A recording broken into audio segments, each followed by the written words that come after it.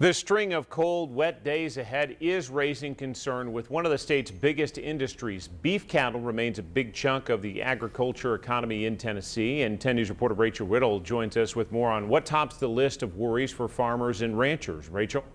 John, cattle can handle the cold, but the wet weather we're getting, like this packing snow, is dropping their body temperatures. That leaves farmers picking up the tab on extra food to warm them.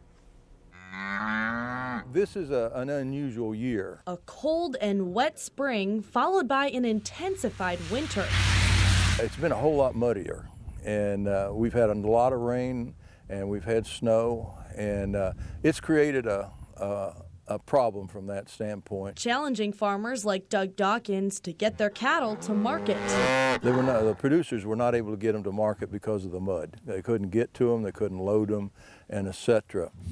So that caused a lot more consumption of hay than a lot of farmers had probably figured on. And hay is already in high demand come the colder months. We'll see cattle change their feed intake, so they'll start to consume more feed to meet their needs to stay warm. UT Extension specialist Dr. Jason Smith says the expense is no surprise. The majority of the costs that are incurred to support a cow, that producer is going to incur them throughout the winter time because, forages are big, so grass is big. It's the rain and wet snow, not the cold, causing ranchers the most concern about the health of their herd. They're very different than we are because they have a much lower temperature at which they're comfortable.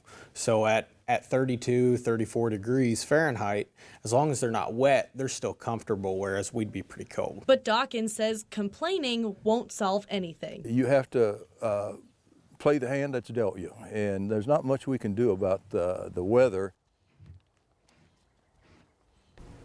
Although Dawkins says he and other farmers just have to deal with it, he is very excited for the spring. John? All right, Rachel.